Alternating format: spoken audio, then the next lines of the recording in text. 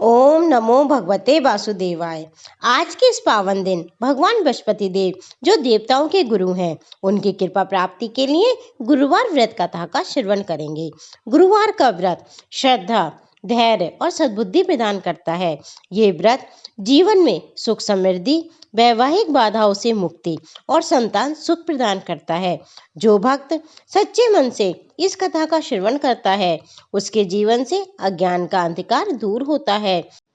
तो आइए श्रद्धा और विश्वास के साथ गुरुवार व्रत कथा का आरंभ करें और भगवान गुरु बृहस्पति की असीम कृपा प्राप्त करें। एक प्रतापी और दानी राजा राज करता था। वह नित्य गरीबों और ब्राह्मणों की सहायता करता था, लेकिन ये बात उसकी रानी को अच्छी नहीं लगती। वह ना गरीबों को दान देती, ना ही भगवान की पूजा किया करती थी और राजा को भी दान करने से मना किया करती थी। एक दिन राजा शिकार खेलने वन को गए हुए थे। रानी महल में अकेली थी। उसी समय बृहस्पति देव साधु वेश में राजा के महल में भिक्षा के लिए गए और भिक्षा मांगी। रानी ने भिक्षा देने से इनकार किया और कहा, हे साधु महाराज, मैं तो इस दान पुण्य से तंग आ गई हूँ। मेरा पति सारा धन लुटाते रहते हैं। मेरी इच्छा है कि हमारा धन नष्ट हो जाए, फिर न रहेगा बांस और न बजेगी बांसुरी। साधु ने कहा, हे देवी, तुम तो बड़ी विचित्र हो। संतान और धन को सभी मनुष्य चाहते हैं। पुत्र और लक्ष्मी तो पापी के घर भी होने चाहिए। यदि तुम्हारे पास अधिक धन है तो भूखों को भोजन दो, प्यासों के लिए प्याऊ लगवाओ, मुसाफिरों के लिए धर्मशालाएं खुलवाओ। जो निर्धन अपनी कुंवारी कन्याओं का विवाह नहीं करा सकते, उनका विवाह करा दो। ऐसे और कई काम हैं रानी, जिनके करने से तुम्हारा यश लोक और परलोक में फैलेगा। परंतु रानी पर उपदेश का कोई प्रभाव ना पड़ा। वह बोली, महाराज, आप मुझे कुछ ना समझाएं। मैं ऐसा धन नहीं चाहती जो मैं हर जगह बांटती फिरूं और जिसको रखने उठाने में मेरा सारा समय बर्बाद हो जाए। साधु ने उत्तर दिया कि यदि रानी तुम्हारी ऐसी इच्छा है तो ऐसा ही होगा, तथास्तु। तुम ऐसा करना कि बृहस्पतिवार को घर लीप कर पीली मिट्टी से अपना सिर धोकर स्नान करना, भट्टी चढ़ा कर कपड़े धोना। ऐसा करने से आपका सारा धन नष्ट हो जाएगा। इतना कहकर वह साधु महाराज वहां से अलोप हो गए। साधु के अनुसार कई बातों को पूरा करते हुए रानी को केवल 3 बृहस्पतिवार ही बीते थे कि उनकी समस्त धन संपत्ति नष्ट हो गई। भोजन के लिए राजा का परिवार तरसने लगा। अब राजा बहुत दुखी हुए। तब एक दिन राजा ने अपनी रानी से बोले कि हे रानी, तुम यहीं रहो, मैं दूसरे देश को जाता हूँ, क्योंकि यहाँ पर मुझे सभी लोग जानते हैं, इसलिए मैं कोई छोटा कार्य नहीं कर सकता। ऐसा कहकर राजा परदेश चला गया। वहाँ वह जंगल से लकड़ी काट कर लाता और शहर में बेचता। इस तरह वह अपना जीवन व्यतीत करने लगा। इधर राजा के परदेश जाते ही दासी और रानी दोनों दुखी रहने लगी। एक बार जब रानी और दासी को 7 दिन तक बिना भोजन के रहना पड़ा, तो रानी ने अपनी दासी से कहा कि हे दासी, यहाँ पास के ही नगर में मेरी बहन रहती है। वह बहुत धनवान है, तो उसके पास जा और वहां से कुछ ले आ, ताकि थोड़ी बहुत गुजर बसर हो जाए। दासी रानी की बहन के पास गई। उस दिन गुरुवार था। रानी की बहन उस समय बृहस्पतिवार व्रत की कथा सुन रही थी। दासी ने रानी की बहन को अपनी रानी का संदेश दिया, लेकिन रानी की बड़ी बहन ने कोई उत्तर नहीं दिया। जब दासी को रानी की बहन का कोई उत्तर नहीं मिला तो वे बहुत दुखी हुई और उसे क्रोध भी आया। दासी ने वापस आकर रानी को सारी बातें बता दी। सुनकर रानी ने अपने भाग्य को कोसा। उधर रानी की बहन ने सोचा कि मेरी बहन की दासी आई थी, परंतु मैं उससे नहीं बोली, इससे वह बहुत दुखी हुई होगी। कथा सुनकर और पूजन समाप्त करके वह अपनी बहन के घर आई और कहने लगी, हे बहन, मैं बृहस्पतिवार का व्रत की कथा सुन रही थी। तुम्हारी दासी मेरे घर आई, परंतु जब तक कथा होती है तब तक ना तो उठते हैं और ना ही बोलते हैं, इसलिए मैं नहीं बोली। कहो बहन, तुमने दासी क्यों भेजी थी?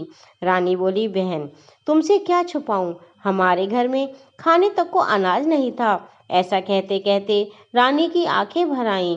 उसने दासी समेत पिछले 7 दिनों से भूखे रहने तक की बात अपनी बहन को विस्तार पूर्वक सुना दी। रानी की बहन बोली, देखो बहन, भगवान बृहस्पति देव सभी भक्तों की मनोकामनाओं को पूर्ण करते हैं। देखो, शायद तुम्हारे घर में भी अनाज रखा हो। पहले तो रानी को विश्वास ही नहीं हुआ, पर बहन के आग्रह करने पर उसने अपनी दासी को अंदर भेजा तो उसे सचमुच अनाज से भरा एक घड़ा मिल गया। ये देखकर दासी को बड़ी हैरानी हुई। दासी रानी से कहने लगी, हे रानी, जब हमको भोजन नहीं मिलता तो हम व्रत तो करते ही हैं, इसलिए क्यों ना इनसे व्रत की कथा और विधि पूछ ली जावे ताकि हम भी व्रत कर सकें। तब रानी ने अपनी बहन से बृहस्पति देव व्रत के बारे में पूछा। उनकी बहन ने बताया, बृहस्पतिवार के व्रत में चने की दाल और मुनक्के से विष्णु भगवान का केले की जड़ से पूजन करें तथा दीपक जलावें, व्रत कथा सुने और पीला भोजन ही करें। इससे बृहस्पति देव बहुत प्रसन्न होते हैं। व्रत और पूजन विधि बताकर रानी की बहन अपने घर को लौट गई। 7 दिन बाद जब गुरुवार आया तो रानी और दासी दोनों ने व्रत रखा। घुड़साल में जाकर चना और गुड़ ले आई, फिर उससे केले की जड़ तथा विष्णु भगवान का पूजन किया। अब पीला भोजन कहाँ से आए? बेचारी बहुत दुखी थी, लेकिन उन्होंने व्रत किया था, इसलिए बृहस्पति भगवान उनसे अत्यंत प्रसन्न थे। इसलिए विष्णु भगवान एक साधारण व्यक्ति का रूप धारण कर 2 थालों में सुंदर पीला भोजन लेकर दासी को दे गए। भोजन पाकर दासी बहुत प्रसन्न हुई और फिर रानी के साथ दोनों ने मिलकर भोजन ग्रहण किया। उसके बाद वे सभी गुरुवार को व्रत और पूजन करने लगी। बृहस्पति भगवान की कृपा से उनके पास फिर से धन और संपत्ति आ गई, परंतु रानी फिर उसी तरीके से आलस्य करने लगी। तब दासी बोली, देखो रानी, तुम पहले भी इस प्रकार आलस्य करती थी, तुम्हें धन रखने में कष्ट होता था, इस कारण सभी धन नष्ट हो गया, और अब जब भगवान बृहस्पति की कृपा से हमें धन मिला है तो तुम फिर आलस्य करने लगी। रानी को समझाते हुए दासी ने कहा कि बड़ी मुसीबतों के बाद हमने ये धन पाया है, इसलिए हमें दान पुण्य करना चाहिए, भूखे मनुष्यों को भोजन कराना चाहिए, धन को शुभ कार्यों में खर्च करना चाहिए, जिससे तुम्हारे कुल का यश बढ़ेगा, स्वर्ग की प्राप्ति होगी और पितृ प्रसन्न होंगे। दासी की बात मानकर रानी अपना धन शुभ कार्यों में खर्च करने लगी, जिससे पूरे नगर में रानी का यश फैलने लगा। एक दिन राजा दुखी होकर जंगल में एक पेड़ के नीचे आसन जमाकर बैठ गया। वह अपनी दशा को याद करके व्याकुल होने लगा। बृहस्पतिवार का दिन था। एकाएक उसने देखा कि निर्जन वन में एक साधु प्रकट हुए। वह साधु वेश में स्वयं बृहस्पति देवता थे। लकड़हारे के सामने आकर बोले कि हे लकड़हारे, इस सुनसान जंगल में तुम किस चिंता में बैठे हो? लकड़हारे ने दोनों हाथ जोड़कर प्रणाम किया और उत्तर दिया, महात्मा जी, आप सब कुछ जानते हैं, मैं क्या कहूँ। ये कहकर वह रोने लगा और साधु को अपनी सारी बातें उसने कह सुनाई।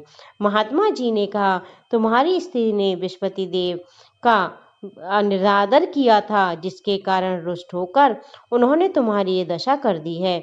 अब तुम चिंता को दूर करके मेरे कहने पर चलो तो तुम्हारे सब कष्ट दूर हो जाएंगे और भगवान पहले से भी अधिक धन संपत्ति देंगे। तुम बृहस्पतिवार के दिन व्रत किया करो। 2 पैसे के चने मुनक्का लाकर उसका प्रसाद बनाओ और शुद्ध जल के लोटे में शक्कर मिलाकर अमृत तैयार करो। कथा के पश्चात अपने सारे परिवार और सुनने वाले प्रेमियों में अमृत व प्रसाद बांटकर आप भी ग्रहण करो। ऐसा करने से तुम्हारी सब मनोकामनाएं पूरी होंगी। साधु के वचन सुनकर लकड़हारा बोला कि हे प्रभु, मुझे लकड़ी बेचकर इतना पैसा नहीं मिलता जिससे भोजन के उपरांत में कुछ बचा सकूं। मैंने रात्रि में अपनी रानी को व्याकुल देखा है, मेरे पास कुछ भी नहीं जिससे मैं उसकी खबर मंगा सकूं। साधु ने कहा, हे लकड़हारे, तुम किसी बात की चिंता मत करो। बृहस्पति के दिन तुम रोजाना की तरह लकड़ियां लेकर शहर को जाओ। तुमको रोज से दुगना धन प्राप्त होगा, जिससे तुम भली भांति भोजन कर लोगे तथा बृहस्पति देव की पूजा का सामान भी आ जाएगा।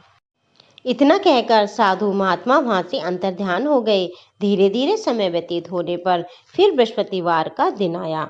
लकड़हारा जंगल में लकड़ी काटकर किसी शहर में बेचने गए। उसे उस दिन से अधिक पैसा मिला। राजा ने चना गुड़ आदि लाकर गुरुवार का व्रत किया। उस दिन से उसके सभी कलेश दूर हो गए। परंतु जब दोबारा गुरुवार का दिन आया तो बृहस्पतिवार का व्रत करना भूल गया। इस कारण बृहस्पति भगवान नाराज हो गए। उस दिन उस नगर के राजा ने विशाल यज्ञ का आयोजन किया और शहर में ये घोषणा कर दी कि कोई भी मनुष्य अपने यहाँ भोजन ना बनावे, ना आग जलाए। समस्त जनता मेरे यहाँ भोजन करने आए। इस आज्ञा को जो नहीं मानेगा उसे फांसी की सजा दी जाएगी। इस तरह की घोषणा संपूर्ण नगर में करवा दी गई। राजा की आज्ञा के अनुसार शहर के सभी लोग भोजन करने गए, लेकिन लकड़हारा कुछ देर से पहुंचा, इसलिए राजा उसको अपने साथ घर में लिवा ले गए और ले जाकर भोजन करा रहे थे। रानी की दृष्टि उस खूंटी पर पड़ी जिस पर उनका हार लटका हुआ था। वह वहां दिखाई नहीं दिया।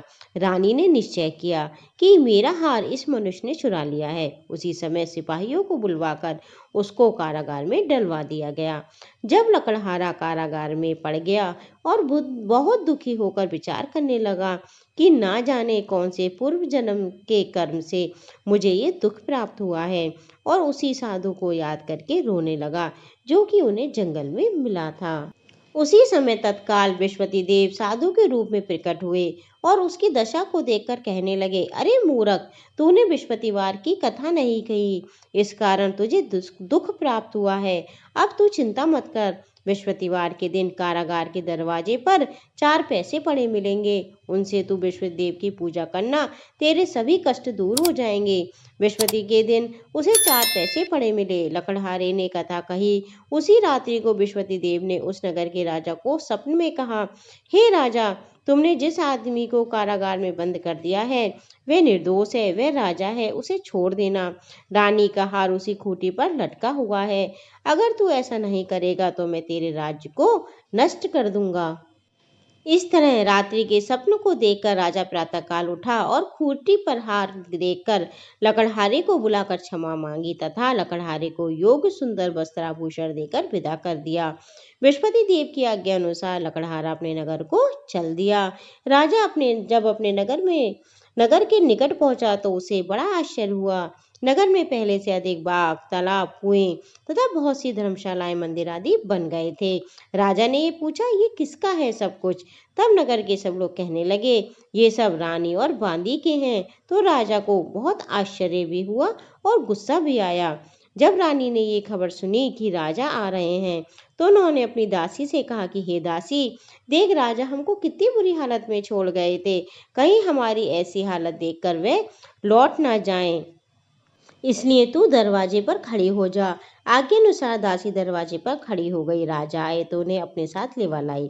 तब राजा ने क्रोध करके अपनी रानी से पूछा, ये धन तुम्हें कैसे प्राप्त हुआ है? तब उन्होंने कहा, ये सब हमें बृहस्पति देव के व्रत के प्रभाव से प्राप्त हुआ है। राजा ने निश्चय किया कि 7 रोज बाद तो सभी बृहस्पति देव का पूजन करते हैं, परंतु मैं प्रतिदिन दिन में 3 बार कहानी तथा रोज व्रत किया करूंगा। अब हर समय राजा के दुपट्टे में चने की दाल बंधी रहती। वे 3 बार कहानी कहते और व्रत करते। एक रोज राजा ने विचार किया कि चलो अपनी बहन के यहाँ होकर आए। इस तरह निश्चय कर राजा घोड़े पर सवार हो अपनी बहन के यहाँ चल दिए।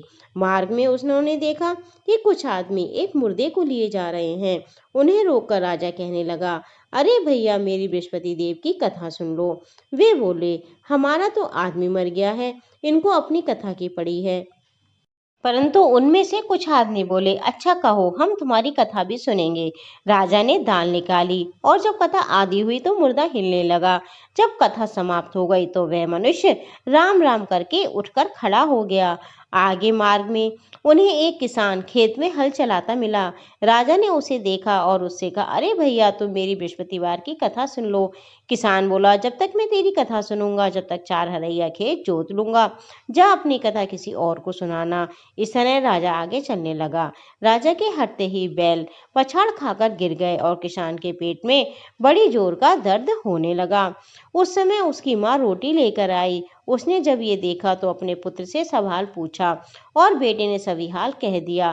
तो बुढ़िया दौड़ी दौड़ी उस घुड़सवार के पास गई और उससे बोली कि मैं तेरी कथा सुनूंगी, परंतु अपनी कथा मेरे खेत पर ही चलकर कहना।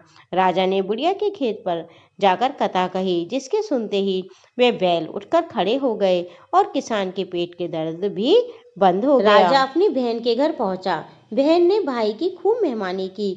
दूसरे रोज प्रातःकाल राजा जगा तो वे देखने लगा सब लोग भोजन कर रहे हैं। राजा ने अपनी बहन से कहा, ऐसा कोई मनुष्य है जिसने भोजन ना किया हो, वो मेरी बृहस्पतिवार की कथा सुन ले। बहन बोली, हे भैया, ये देश ऐसा ही है, पहले यहाँ लोग भोजन करते हैं, बाद में अन्य कोई कार्य करते हैं।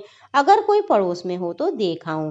वह ऐसा कहकर देखने चली गई, परंतु उसे कोई व्यक्ति नहीं मिला जिसने भोजन ना किया हो। अतः वह एक कुम्हार के घर गई जिसका लड़का बीमार था। उसे मालूम था कि उनके यहाँ 3 रोज से किसी ने भोजन नहीं किया है। रानी ने अपने भाई की कथा सुनने के लिए कुम्हार से कहा तो वह तैयार हो गया। राजा ने जाकर बृहस्पतिवार की कथा कही, जिसको सुनकर उनका लड़का ठीक हो गया। अब तो राजा की प्रशंसा होने लगी। एक रोज राजा ने अपनी बहन से कहा कि हे बहन, हम अपने घर को जाएंगे, तुम भी तैयार हो जाओ। राजा की बहन ने अपनी सास से कहा। सास ने कहा, हाँ चली जाना, परंतु अपने लड़के को मत ले जाना, क्योंकि तेरे भाई के कोई संतान नहीं है। बहन ने अपने भैया से कहा, भैया मैं तो चलूंगी, परंतु कोई बालक नहीं जाएगा। राजा बोला, जब कोई बालक ही नहीं चलेगा तो तुम ही जाकर क्या करोगी। बड़े दुखी मन से राजा अपने नगर को लौट आया। राजा ने अपनी रानी से कहा कि हम निर्वंशी हैं, हमारा मुंह देखने का धर्म नहीं है और कुछ भोजन आदि नहीं किया।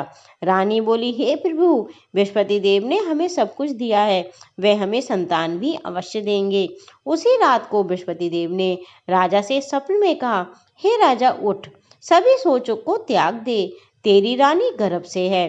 राजा की ये बात सुनकर बड़ी खुशी हुई। 9वें महीने में उनके गर्भ से एक सुंदर पुत्र पैदा हुआ। तब राजा बोला, हे रानी, स्त्री जाति बिना भोजन के रह सकती है, लेकिन बिना कहे नहीं रह सकती।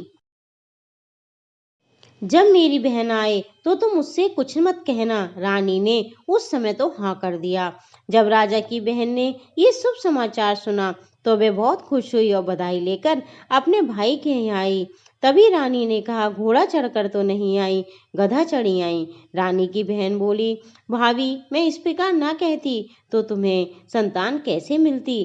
बृहस्पति देव ऐसे ही हैं, जैसी जिसके मन में कामनाएं होती हैं सभी को पूर्ण करते हैं।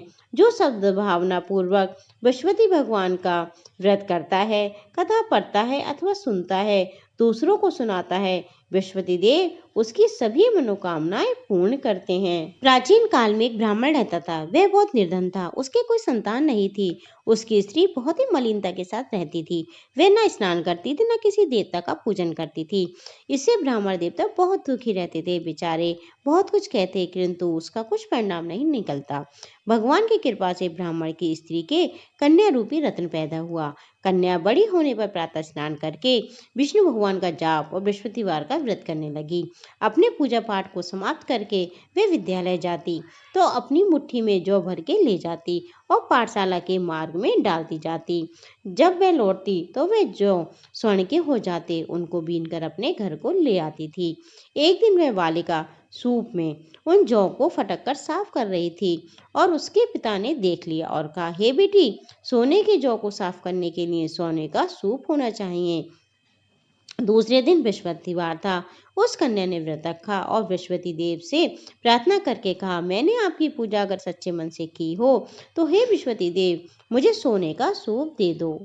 बृहस्पति देव ने उस कन्या की प्रार्थना स्वीकार कर ली। रोजाना की तरह वह कन्या जौ फैलाती हुई जाने लगी। जब लौटकर जौ बीन रही थी तो बृहस्पति देव की कृपा से उसे एक सोने का सूप मिला। उसे वह घर ले आई और उससे जौ साफ करने लगी, परंतु उसकी माता का वही ढंग रहा। एक दिन की बात है कि कन्या सोने के सूप में सोने की जौ साफ कर रही थी। उसी समय उस शहर का राजपुत्र वहां से होकर निकला। उस कन्या के रूप और कार्य को देखकर वह मोहित हो गया तथा अपने घर आकर भोजन तथा जल त्याग कर उदास होकर लेट गया। राजा को जब इस बात का पता चला तो अपने प्रधानमंत्री के साथ उसके पास गए और बोले, हे बेटा, तुम्हें किस बात का कष्ट है? किसी ने तुम्हारा अपमान किया है? अथवा कोई कारण हो तो कहो, मैं वही करूंगा जिससे तुम्हें प्रसन्नता हो। अपने पिता की राजकुमार ने बात सुनी तो वे बोला, मुझे आपकी कृपा से किसी बात का दुख नहीं है, किसी ने मेरा अपमान भी नहीं किया है, परंतु मैं उस लड़की से विवाह करना चाहता हूँ जो सोने के सूप में सोने के जौ साफ कर रही थी। ये सुनकर राजा आश्चर्य में पड़ा और बोला, हे बेटा, इस तरह की कन्या का पता तुम ही लगाओ, मैं उसके साथ तेरा विवाह अवश्य ही करवा दूंगा। राजकुमार ने उस लड़की के घर का पता बतलाया। तब मंत्री उस लड़की के घर गए और ब्राह्मण देवता को सभी हाल बतलाया। ब्राह्मण देवता राजकुमार के साथ अपनी कन्या का विवाह करने के लिए तैयार हो गए तथा विधि विधान के अनुसार ब्राह्मण की कन्या का विवाह राजकुमार के साथ हो गया। कन्या के घर से जाते ही पहले की भांति उस ब्राह्मण देवता के घर में गरीबी का निवास हो गया। अब भोजन के लिए अन्न भी बड़ी मुश्किल से मिलता था। एक दिन दुखी होकर ब्राह्मण देवता अपनी पुत्री के पास गए। बेटी ने पिता की दुखी अवस्था को देखा और अपनी माँ का हाल पूछा। तब ब्राह्मण ने सभी हाल कहा। कन्या ने बहुत सा धन देकर अपने पिता को विदा कर दिया। इस तरह ब्राह्मण का कुछ समय तो सुखपूर्वक व्यतीत हो गया। कुछ दिन बाद फिर वही हाल हो गया। ब्राह्मण अपनी कन्या के यहाँ गए और सब हाल कहा तो लड़की बोली कि हे पिताजी, आप माता जी को यहाँ लिवा लाओ, मैं उन्हें विधि बता दूंगी जिससे गरीबी दूर हो जाएगी। वह ब्राह्मण देवता अपनी स्त्री को साथ लेकर पहुंचे तो वे अपनी माँ को समझाने लगी कि हे माँ, तुम प्रातःकाल प्रथम स्नान आदि से निवृत्त होकर विष्णु भगवान का पूजन किया करो, इससे सब दरिद्रता दूर हो जाएगी। परंतु उसकी माँ ने उसकी एक भी बात नहीं मानी और प्रातःकाल उठकर अपनी पुत्री के बच्चों के झूठन को खा लिया। इससे उसकी पुत्री को भी बहुत गुस्सा आया और एक रात को कोठरी से सभी सामान निकाल दिया और अपनी माँ को उसमें बंद कर दिया। प्रातःकाल उसे ने निकाला तथा स्नान आदि करा के पार कराया तो उसकी माँ की बुद्धि ठीक हो गई। अब फिर प्रत्येक बृहस्पतिवार को व्रत रखने लगी। इस व्रत के प्रभाव से उसे ब्राह्मण देवता बहुत धनवान और पुत्रवान हो गए और बृहस्पति जी के प्रभाव से इस लोक में सुख भोग कर स्वर्ग को प्राप्त हुए। बोलिए बृहस्पति भगवान की जय, विष्णु भगवान की जय। अब अपने हाथ की चने की दाल और पुष्प को आप बृहस्पति भगवान को अर्पित कीजिए। अब हम करेंगे आरती।